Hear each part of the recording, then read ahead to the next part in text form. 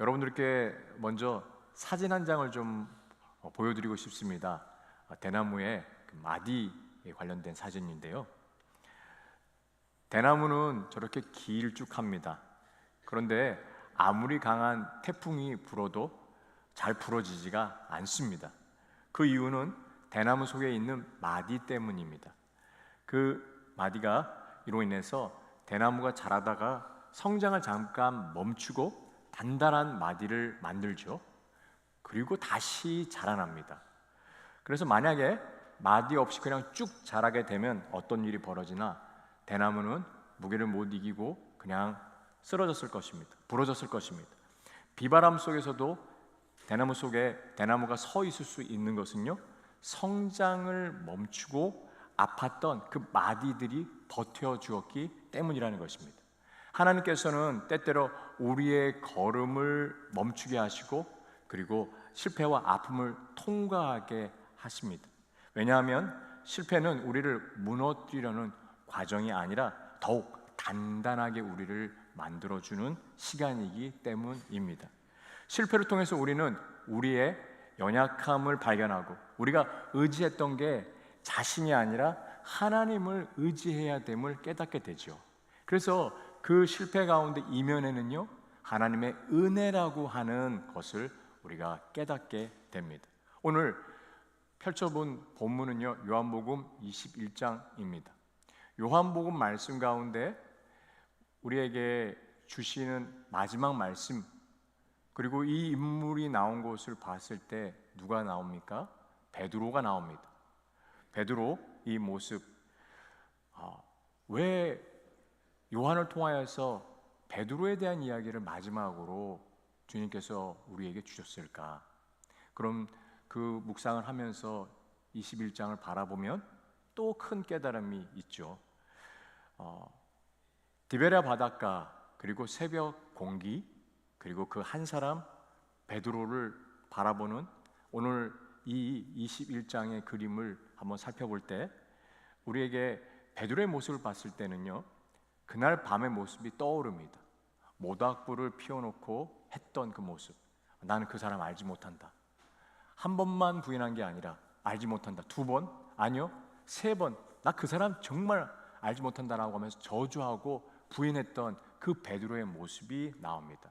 모습을 우리가 함께 마태복음 26장에서 찾아보기 원합니다. 자, 저 여러분들이 한 목소리로 세 구절을 읽어보기 원합니다. 같이 한번 읽겠습니다. 조금 후에 곁에 섰던 사람들이 나와 베드로에게 이르되 너는 진실로 그 도당이라 내 말소리가 너를 표명한다 하거늘 그가 저주하여 맹세하여 이르되 나는 그 사람을 알지 못하노라 하니 곧 닭이 울더라. 이에 베드로가 예수의 말씀에 닭 울기 전에 내가 세 번 나를 부인하리라 하심이 생각나서 밖에 나가서 심히 통곡하니라. 세 번째에 이 부인하는 예수님에 대해서 모른다라고 얘기했을 때 모습은 저주하며 맹세했다라고 얘기하고 있습니다. 그때 닭이 울기 시작했습니다. 그 닭 우는 소리가 가슴을 찔렀고 그리고 베드로는 밖에 나가서 심히 통곡했습니다. 그날 이후 그 베드로는 어떻게 지냈을까요? 아마 베드로의 그 마음 가운데서는 상실감, 그리고 죄책감, 실패감, 그리고 주님 약속한 것을 지키지 못했다고 한 자기 자신에 대한 심한 죄책감으로 시간들을 굉장히 많이 보냈을 것입니다. 요한복음 21장 3절 말씀에 어디로 갔는가, 무엇을 하고 있는가 잘 나와 있습니다. 같이 한번 읽겠습니다. 시몬 베드로가 나는 물고기를 잡으러 가노라 하니 그들이 우리도 함께 가겠다 하고 나가서 배에 올랐으나 그날 밤에 아무것도 잡지 못하더니. 여러분 3절 말씀에 보니까요, 베드로와 그의 친구들, 아마 베드로와 함께 있었던 오늘 21장에 보면 6명의 제자들입니다. 함께 물고기를 잡으러 갑니다. 근데 그들이 그 그물을 내렸습니다. 그런데 그물을 내리고 이 호수 곁에 그의 모습들이 있지만요, 그러나 그 물고기를 잡으려고 내려놨던 모습과 달리 그들의 머릿속에는요 실패감으로 가득 차 있었습니다. 특별히 베드로는 자기가 예수님을 부인했던 그 세 번의 모습을 또 복귀하고 하면서 아무것도 그는 잡지 못하고, 당연하죠, 물고기를 잡으려고 하는 그 열정과 그 마음이 없었습니다. 실패감만이 그에게 있었기 때문입니다. 제가 여러분들께 물어보고 싶습니다. 한 주간을 지내보면서 승리와 주님과 함께 동행하는 그 기쁨이 충만하게 6일간 쭉 되셨습니까? 아니면 지난 6일을 돌아보면서 실패하고 아차하고 아이고 내가 조금 더 아쉬움들이 많으십니까? 아니 올 상반기를 돌아보면서 지난 6개월을 우리가 돌아봤을 때 어떠세요? 와, 주님께서 주시는 그 은혜로 가운데 나는 정말 행복하다, 잘했다, 뭐 이 시간도 있지만 돌아보니까 아쉽다, 그리고 그때 놓쳤구나라고 하는 후회가 사실은 더 많습니다. 우리는 언제든지 실패할 수 있는 사람들입니다. 드러나지 않아도 또 실패의 자리로 가 있는 모습들이 있습니다. 돌아보면 우리의 인생 가운데 참 잘했던 그 사람들에게 박수받고 그리고 인정받았던 그 놀라운 시간도 있지만, 그러나 더 많은 시간들은 또 감추고 싶고, 그리고 그때만 생각하면 부끄러운 시간들이 떠오를 때도 또 생각보다 많이 있는 것을 깨닫게 됩니다. 그런데 그 자리에 누가 계십니까? 그 자리에 우리가 실패했다고 생각하는 그 시간에 누가 함께 있다는 것을 우리는 놓치고 있습니다. 4절 말씀입니다. 같이 저 여러분들이 함께 읽겠습니다. 날이 새어갈 때 예수께서 바다에 서셨으나 제자들이 예수이신 줄을 알지 못하는지라. 여러분, 그 자리에 누가 계셨어요? 예수님이십니다. 예수님 바다에 서 계셨습니다. 바닷가에 서 계셨을 때 제자들이 예수님인지를 몰랐다라고 되어 있습니다. 예수님에 대해서 제자들은 몰랐지만 예수님은 그 자리에 계셨습니다. 우리는 실패했고 우리는 낙심하에 있는 그 자리에 우리가 예수님에 대해서 놓치고 있지만, 예수님은 우리의 그 힘들어하며 그리고 고개를 숙이고 있는 우리의 모습을 바라보고 계셨다는 것입니다. 우리에게 주님께서 함께 해주실 때 우리가 실패하고 있는 그 자리에서도 주님이 함께 하셨구나라는 것을 깨닫게 됩니다. 아멘. 네, 조금 더 아멘 크게 해주시면 큰 도움이 될 것 같습니다. 여러분들 함께 이렇게 해주시니까 감사하고요. 자, 그러면 9절 말씀 저와 여러분들이 함께 읽겠습니다. 자, 함께 9절 읽겠습니다. 육지에 올라보니 숯불이 있는데 그 위에 생선이 놓였고 떡도 있더라. 부활하신 예수님이 베드로와 그 제자들보다 훨씬 먼저 와 계셨습니다. 뭘 하셨습니까? 숯불을 피우고 그 위에 생선을 놓고 떡도 준비하고 계셨습니다. 예수님께서 아침상을 준비하셨다는 것입니다. 우리들에게 누군가가 만약에 배신했다면, 아프게 했다면, 상처를 줬다면, 저 같으면 일단 몽둥이부터 찾고 만날 것 같습니다. 그런데 예수님이 하신 방식은 무엇입니까? 먼저 밥상을 차리시고, 그리고 우리들의 그 반응, 그 모습을 따라서 예수님이 하지 않으시고, 예수님은 먼저 찾아오셔서 그의 사랑을 베풀어 주셨다는 것입니다.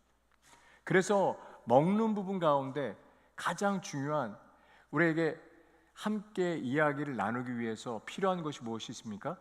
이야기하기 전에 함께 먹고 그리고 마시면서 한 가족이 됨을 다시 한번 깨닫게 해주셨어요. 잊고 있던 예수님과의 그 식사 자리가 깨닫게 된 것입니다. 여러분, 3년 반 동안 매일 매 끼마다 예수님과 함께 했습니다. 그 기억이 그들은 떠올랐습니다. 그리고 제자들에게 이렇게 따뜻하게 먹을 거를 준비해 주신 예수님을 모습을 오늘 보게 됩니다. 그런데 이 9절 말씀에 우리가 눈여겨볼 부분이 숯불입니다. 숯불은 신약에 2번 나옵니다. 여기 나오고 그리고 요한복음 18장에 나옵니다. 18장에 언제 나오냐? 바로 대제사장의 뜰에서 베드로가 예수님을 부인하던 그 자리에 그 자리에 숯불이 있었습니다. 그러니까 베드로가 가장 예수님 보시기에 실망스럽고 그리고 실패하고 낭망하며 그리고 좌절되어 있던 그 순간에 있던 것이 숯불이었는데 그 숯불을 다시 피우신 것을 봅니다. 이게 뭘 합니까? 너 이렇게 했어라고 하면서 그의 그 잘못된 것을 지적하기 위한 행동이 아니라 그를 다시 회복시키기 위한 예수님의 따뜻한 마음인 것을 보게 됩니다. 저는 21장 이 말씀을 쭉 묵상하다 보니까 이 한 영혼을 어떻게 회복시키고자 하시는가, 얼마나 많은 예수님의 그 마음이 담겨져 있는가 보게 되었었어요. 그래서 오늘 이 숯불이라고 하는 것은 숯을 피워놓음으로써 그 냄새, 향 냄새를 통하여 잊고 있던 베드로의 아팠던, 지우고 싶고 감추고 싶었던 그 아픔을 그 회복시키는 시간이 바로 이 말씀 숯불이라는 것을 보게 되죠. 14절에 보니까 제자들에게 세 번째로 나타나셨다. 부활하신 이후에 예수님이 나타나신 게 세 번째다라고 얘기하고 있어요. 첫 번째 나타나신 것은 언제냐? 두려움에 떨고 있던 그 제자들에게 예수님이 찾아오셔서 평안하라고 얘기하시고요. 그리고 두 번째는 도마에게 보이셔서 그 예수님의 손과 옆구리를 직접 만져보게 했던 그 제자들 앞에 나오셨지만 그 도마에 대한 부분들로서 나와 있던 것을 봅니다. 그리고 세 번째입니다. 여러분, 부활하신 예수님을 만났는데 가만히 생각해 보니까 저 같았으면 글쎄 상식적으로 부활하신 예수님 만났으면 변해야 되잖아요. 그런데 베드로의 모습을 보니까 여전히 변하지 않고 그의 아픔과 실패감은 그 가운데 그 마음에 쪼그려들어져 있고 피하고 싶어 있고 도망하고 싶어하는 베드로의 모습을 예수님은 아셨다는 것입니다. 부활의 사실을 머리로 알았지만 부활하신 예수님의 인격적인 그 치유와 회복의 시간은 아직 갖지 못했던 시간인 것을 보게 됩니다. 자, 여러분, 우리가 부활의 기쁨에 대해서, 사실에 대해서 많이 들었습니다. 교회에서 돌아서면 얘기 듣고, 매년 부활절마다 또 얘기 듣고, 고난주간 때도 얘기 듣습니다. 설교 시간에 듣습니다. 그런데 정작 나의 마음은 그 부활의 주님을 만난 경험이 있는가? 오늘 우리들 자신을 돌아보게 됩니다. 15절 말씀을 보면요, 15절 말씀, 아침을 먹고 난 후에 예수님이 베드로에게 물어보고 계십니다. 자, 같이 한번 읽겠습니다. 그들이 조반을 먹은 후에 예수께서 시몬 베드로에게 이르시되 요한의 아들 시몬아, 내가 이 사람들보다 나를 더 사랑하느냐 하시니 이르되 주님, 그러하나이다. 내가 주님을 사랑하는 줄 주님께서 아시나이다. 이르시되 내 어린 양을 먹이라 하시고, 여기에 다시 한번 예수님의 그 따뜻한 마음이 나와 있습니다. 베드로라고 부르지 않으시고 뭐라고 부르셨죠? 요한의 아들 시몬이라고 부르고 있습니다. 여러분, 베드로라고 하는 것은 마태복음 16장에서 사명을 주실 때 불렀던 이름입니다. 베드로야, 내가 이 반석 위에 교회를 세우리니 라고 하는 말씀을 통하여서 베드로의 그 이름은 사명과 직결되어 있는 것을 봅니다. 그런데 그 이름을 불렀다면 베드로는 아마 또 움츠러들고, 그리고 부인하면서 저 그럴 만한 존재 아닙니다 라고 하면서 도망가기에 아마 십상이었을 것입니다. 그런데 베드로를 보고 다시 만난 예수님이 이 얘기하십니다. 요한의 아들 시몬아. 이름을 부를 때도 예수님은 그 마음을 읽으셨어요. 여러분, 우리가 주님이 어떤 분이신가 보면 우리 한 사람 한 사람의 연약함과 성품과 기질을 잘 아십니다. 그리고 어떻게 우리를 만나셔서 이 얘기를 하셨을 때 우리에게 따뜻한 주님의 사랑이 경험될 수 있는가 누구보다도 잘 아십니다. 지금도 일하실 때 주님의 그 은혜 가운데 우리는 잊지 말아야 될 것은 나를 향한 하나님의 회복의 그 프로젝트와 그 과정과 이 프로세싱 하시는 이 손길은 정말 변함이 없이 그리고 계속되고 있구나. 그리고 친밀하며 따뜻하구나라는 것을 알게 되는 거죠. 여러분, 베드로는 어떤 자였습니까? 베드로가 오늘 이 말씀 가운데 여기 네가 나를 사랑하냐라고 물어보셨을 때 그 앞에 뭐라고 써 있죠? 이 사람들보다라고 돼 있어요. 보이시죠? 저는 이 말씀을 참 많이 요한복음 21장을 묵상을 했는데 이번에 준비하면서 또 처음 정말 가슴 깊이 깨닫게 된 건 이 말씀이었습니다. 이 사람들보다. 왜 이 사람들이라고 얘기했을까요? 베드로는 자신에 대해서 주님 앞에 이야기했을 때 이렇게 얘기했습니다. 예수님이 십자가에 못 박히기 전에, 그리고 잡히시기 그 전에 예수님 앞에 이렇게 얘기했습니다. 모두 주를 버릴지언정 나는 결코 주님 버리지 않겠습니다. 항상 기준이 다른 이들이었어요. 나는 다른 사람하고 다릅니다. 다른 사람들은 다 쳐질지 몰라도 나 주님만을 따르겠습니다. 늘 이렇게 호언장담하던 그 베드로. 그런데 그 베드로의 마음 가운데서는 비교하는 마음, 때로는 우월감이 있죠. 여러분, 우월감의 반대는 열등감입니다. 그런데 이 열등감과 우월감은 따로 놀까요? 안 그래요. 이것은 같은 한 통속입니다. 우리가 누군가에게 우월감이 있으면 또 다른 일을 통하여서 열등감을 갖게 됩니다. 베드로 안에 있는 사람에 대한 이 감정들, 열등하고 우월한 감정들을 주님은 아셨죠. 그래서 주님께서 이 사람들보다 네가 나를 사랑하냐고 사랑에 대해서 중심적으로 그 마음의 중심을 물어보신 것을 보게 됩니다. 근데 그것에 대해서 이제 베드로가 고백한 게 뭡니까? 예, 주님, 그러합니다. 베드로가 그 고백했던 이 고백, 이제는 자기의 의지와 자기의 열정으로가 아니라 예, 주님 그러합니다 라고 얘기하면서 제가 주님 사랑하는 줄, 제가 주님 사랑하는 줄 주님께서 아십니다라고 하면서 그의 가장 낮은 자세로 나가는 모습을 봅니다. 그리고 그 모습 가운데 예수님이 얘기하신 것은 내 양을 먹이라고 얘기하신 것이죠. 여러분, 여기서 어린 양이란 연약한 성도님들을 말합니다. 그 예수님이 자기의 사랑하는 사람에게 이렇게 얘기하시는 게 뭐냐면 이제는 양을 돌봐야 된다라고 얘기하고 계신 것이죠.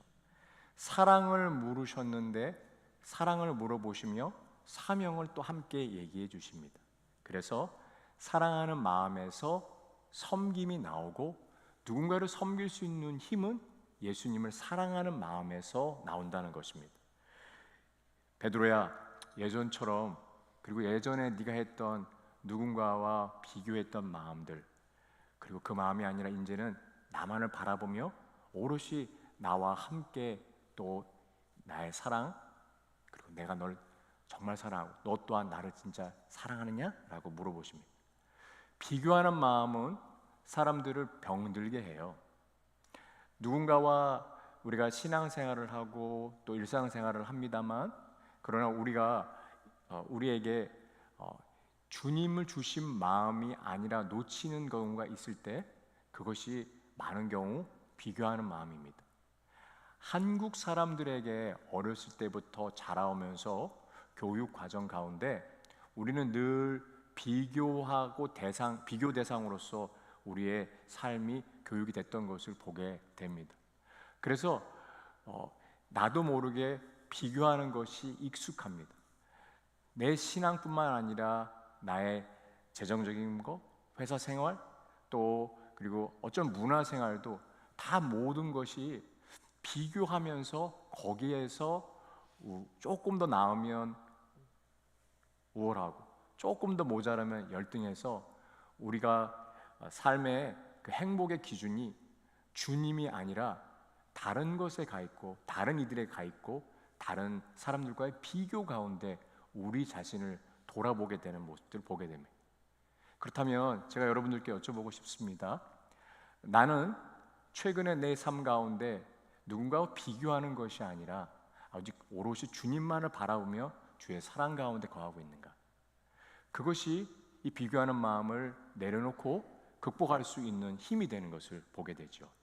자, 두 번째, 다시 한번 예수님께서 물어보십니다. 16절 말씀입니다. 자, 함께 저와 여러분들 읽겠습니다. 또 두 번째 이르시되 요한의 아들 시몬아 내가 나를 사랑하느냐 하시니 이르되 주님 그러하라이다. 내가 주님을 사랑하는 줄 주께서 아시나이다. 이르시되 내 양을 치라. 여기서 치라라고 하는 것, 그 헬라어의 원어적인 의미는요, 목자 노릇을 하다라는 것입니다. 목자, 돌보다. 이 목자의 마음으로 내 양을 돌보고 내 양을 인도하고 그리고 보호하라고 하는 주의 명령입니다. 예수님을 향한 사랑은요, 예수님을 사랑하는 사람들을 향한 섬김으로 이어집니다. 우리가 하나님을 사랑하면 하나님 보이지 않지 않습니까? 바로 보이는 사람들, 하나님의 사람들을 섬기는 것으로 그 주의 사랑이 이어지는 것을 보게 됩니다. 그리고 17절 말씀입니다. 세 번째 물어보십니다. 자, 함께 읽겠습니다. 세 번째 이르시되 요한의 아들 시몬아 내가 나를 사랑하느냐 하시니 주께서 세 번째 내가 나를 사랑하느냐 하심으로 베드로가 근심하여 이르되 주님 모든 것을 아시오매 내가 주님을 사랑하는 줄을 주님께서 아시나이다. 예수께서 이르시되 내 양을 먹이라. 여러분, 네가 나를 사랑하느냐라고 베드로에게 몇 번 물어보셨죠? 세 번 물어봤습니다. 베드로가 몇 번 부인했죠? 세 번 부인했습니다. 주님은 우리를 치료하시고 치유하시고 회복해 하시는데 상하고 아팠던 만큼 그리고 그 이상으로 우리를 이끌어 가시는 것을 보게 되죠. 여러분, 베드로의 대답을 한번 보십시오. 처음 두 번째는요, 예, 그러합니다라고 대답했는데 세 번째 예수님께서 물어보셨을 때 여기에 베드로가 어떻게 돼 있죠? 근심했다라고 돼 있습니다. 여러분, 왜 근심했을까요? 예수님이 물어보시는 그 숫자가 세 번이었던 것을 깨닫게 됐어요. 자기의 배신했던 숫자와 일치하면서 나를 거기 이 실패감에서 일으키시고자 하시는 주님의 마음이구나라는 것을 알게 되면서 그의 마음 가운데 이제는 깊은 곳에 더 이상 주님 사랑한다라고 하는 거 하지 못할 만큼 스스로에 대해서 주님 그럴 자격이 제가 없습니다라고 하는 그의 마음이 오늘 여기에 담겨져 있는 것을 봅니다. 그리고 그가 내뱉은 고백을 한번 들어보십시오. 주님, 저의 모든 것을 아십니다. 그렇죠. 베드로의 배신할 것, 그리고 호언장담했던 것, 그리고 예수님을 떠나 예수님 없이 지냈던 시간 가운데 그가 외로이 실패감 가운데 있었던 모습 전부 다 아셨다는 것입니다. 그럼 우리가 함께 이 말씀을 보면서 깨닫게 되는 것은 무엇입니까? 주님은 우리의 모든 것을 아신다는 것입니다.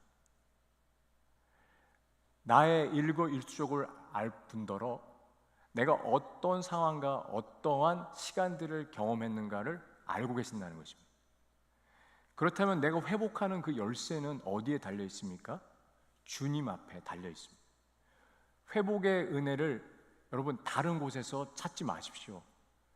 우리가 우리의 삶 가운데 실패와 아팠던 그 경험들이 다른 곳에서 누군가를 통하여서 일어나는 것이 아니라 주님 앞에서 회복받을 필요가 있구나라는 것을 이 이야기 가운데 말씀 가운데 알게 되는 것입니다. 여러분, 주님이 회복된 그 베드로에게 세 번 얘기하시면서 하시는 것이 무엇입니까? 내 양을 먹이라. 15절, 16절 내 양을 치라, 17절 내 양을 먹이라라고 얘기하고 계세요. 오늘 회복된 자에게 주님이 사명의 자리를 두십니다. 여러분, 진정한 회복은 위로에서 끝나지 않습니다. 야, 너 다 이제 끝났다. 너 이제 다 나았어. 너 더 이상 죄책감 안 가져도 돼. 이제 실패감 안 가져도 돼. 얘기하지 않으시고 그 마음에 주님은 그 사랑의 마음을 담아서 영혼을 돌보라고 얘기하고 계신 것입니다. 자, 그러면 이 영혼을 돌보는 것은 다른 일을 위한 게 아니라 그를 위한 것입니다. 베드로를 위한 것입니다. 왜 그런지 아세요? 영혼을 돌보면서 영혼에게 하나님의 사랑을 전할 때 그 영혼이 맡은 영혼이 변하지만 그 영혼이 변한 것뿐만 아니라 내가 주님을 깊이 만납니다. 여러분, 제가 양육훈련을 13주 동안 함께 8분의 자매님들과 시간을 보냈습니다. 그런데 주님의 말씀을 묵상을 하고 13주 동안 하나님, 예수님, 성령님, 교회, 성령 뿐만 아니라 성령의 은사, 성령의 열매, 가장 기본적인 성경에 우리가 필요하고 알아야 될 부분들을 함께 이야기를 나누고 또 배웁니다. 그런데 많은 시간은 묵상의 훈련입니다. 말씀을 통하여서 스스로 하나님 앞에 나아가 이 말씀 가운데 왜 나한테 이 말씀을 주셨을까라고 여쭤보는 시간 통해 큰 깨달음을 얻습니다.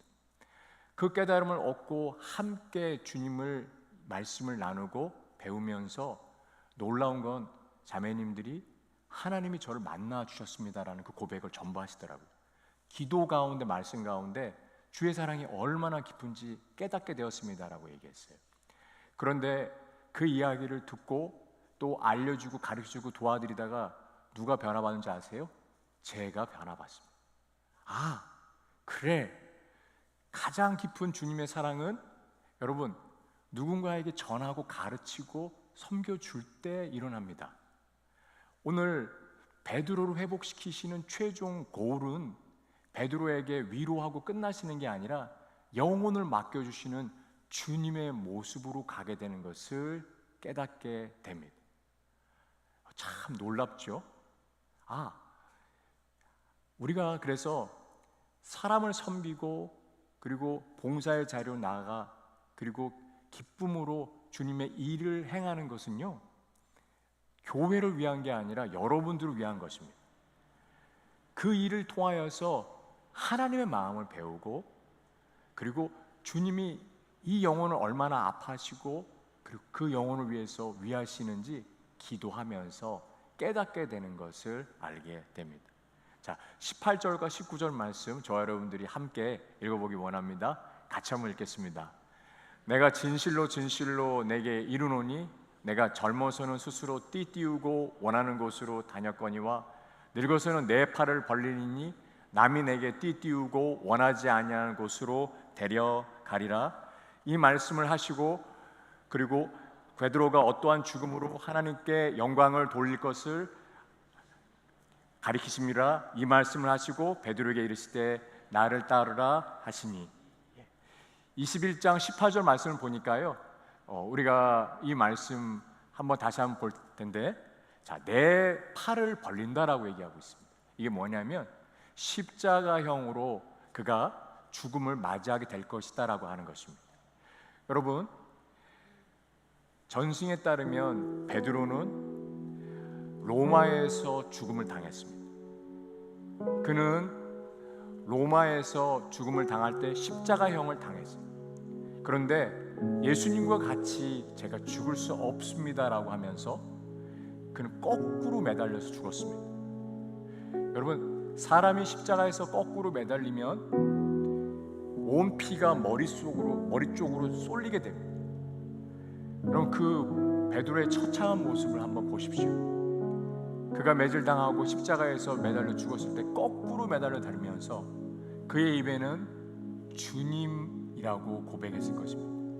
내가 저 사람 모릅니다라고 얘기했던 베드로가 십자가에서 매달려 그리고 거꾸로 있을 때 주님을 바라보면서 저는 이 장면이 떠올랐습니다. 주여, 감사합니다. 주여, 저처럼 아무 주님을 배신했던 이 자가, 무익한 자가 죽음의 자리로 가서 주님 가셨던 십자가에 제가 똑같이 간다니 저는 감당할 자격이 없습니다. 그런데 주님, 그 고백하고 싶습니다. 제가 주님 사랑합니다.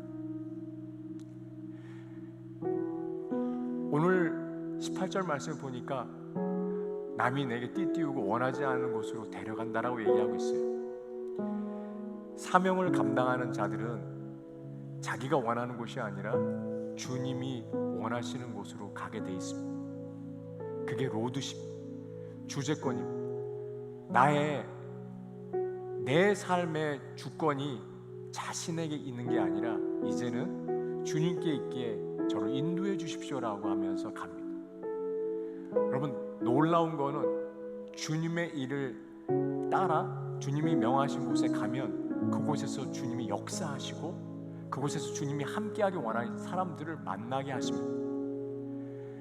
여러분, 그 일들이 저는 순종의 자리 가운데 있었다는 것을 깨닫게 되었어요. 제가 세수마음교회에 2년 반 전에 왔습니다. 오늘 이전에 저하고 함께 신앙생활 하셨던 분들께서 오셔서 참 감사한데요.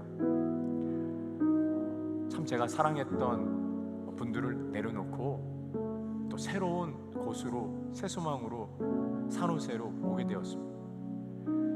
2년 반 전에는 제가 이곳에 올 거라고는 상상도 못했습니다. 한 번 들렸어요. 레이크 타고 가려고 잠깐 쉬려고 여기 잠깐 들렸던 거 그게 한 번이었는데 제가 여기 와 보니까 하나님께서 저와 저희 아내에게 만나게 해주실 영혼들이 그리고 저희가 섬겨야 될 영혼들이 있다는 것을 깨닫게 해주셨습니다. 언제 진짜 행복한지 아세요? 하나님이 가라고 한 곳에 가서 그곳에 순종하면 갈 때 하나님 일하시는 것을 보면서 하나님 영광 받으십시오라고 하는 그 이야기가 자연스럽게 나옵니다. 여러분, 19절 말씀에 다시 한번 읽겠습니다. 이 말씀을 하시면 베드로가 어떠한 죽음으로 하나님께 영광을 돌릴 것을 가르치시미로라. 이 말씀을 하시고 베드로에게 이르시되 나를 따르라 하시니. 여러분, 저는 이 19절 말씀을 보니까요, 이 말씀이 맞구나라는 생각이 들었어요. 예수님을 따라가는 길은요 좁은 길입니다.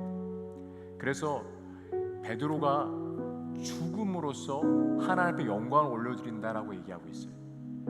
여러분, 우리들의 모습 가운데 우리들의 죽음을 통하여서 또 하나님께 영광을 올려드릴 수 있다면 하나님 그것마저도 쓰시는구나. 주님이 가라고 하시는 그 길은 좁은 길이에요. 주님이 가라고 하시는 길은 넓은 길이 아닙니다. 비단길이 아닙니다. 박수 받는 길이 아닐 수도 있어요. 그런데 흔들리지 않습니다. 왜요? 나를 따라오라고 얘기하신 그 주님 말씀에 함께하기 때문에 주님 동행하심을 알게 돼요. 세상에 가장 기쁜 것이 무엇인지 아세요?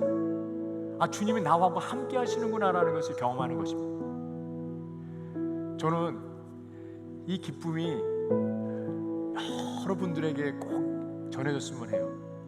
오늘 베드로의 모습, 제가 이 말씀을 보면서 마지막으로 이야기를 좀 드리고 싶습니다. 베드로에게 예수님이 3번 네가 나를 사랑하냐라고 물어보셨습니다. 근데 그 예수님은요, 네가 나를 사랑하냐고 물어보셨을 때 무엇을 보신지 아세요? 그 실패하고 자신을 떠나버린 그 베드로의 마음 가운데 네가 아직도 나를 사랑하는 마음이 남아있구나라는 것을 보셨어요. 베드로의 그 깊은 마음 곳에는 자신이 예수님을 부인하고 도망갔고 살기 위해서 도망쳤지만 그러나 여전히 주님을 사랑하는 그 마음이 남아있는 것을 보았습니다. 여러분, 우리가 예수님 없이 막 예수님에 대해서 모른다 하고 아니 그런 삶을 막 우리가 살 때, 그런데 예수님이 찾아오셔가지고 우리를 보시고 너 왜 그랬어? 라고 물어보지 않으세요. 책망하지 않으세요. 먼저 얘기하시는 게 무엇인지 아세요? 따뜻하게 우리를 위해 주시고 우리의 이름을 불러주십니다. 한성아. 그리고 주님이 물어보시는 게 이것입니다. 너 날 사랑하느냐? 오늘도 너 날 사랑하고 있니? 그리고 다시 한번 물어보십니다. 나 진짜 사랑하니? 저와 여러분들에게 주님이 찾아오시며 회복해 하시는 첫 번째 모습은 먹이시고 이름을 부르시며 그리고 사랑하냐고 물어보십니다. 한 주간 우리에게 고비가 또 있을 것입니다. 주님 보시기에 낙심하고 주님 보시기에 부끄러운 모습이 있을 수도 있어요. 그런데 잊지 마십시오. 우리에게 물어봐 주실 것입니다. 찾아오셔서 네가 나를 사랑하느냐? 그때 꼭 얘기하십시오. 그리고 꼭 대답하셨으면 좋겠어요. 예 주님, 제가 주님 사랑합니다. 오늘 우리들의 모습에 한 주간 너 정말 날 사랑하느냐? 라고 물어보시는 그 주님이 물어보실 때 네 라고 대답하는 저와 여러분 되시기를 예수님의 이름으로 축원합니다.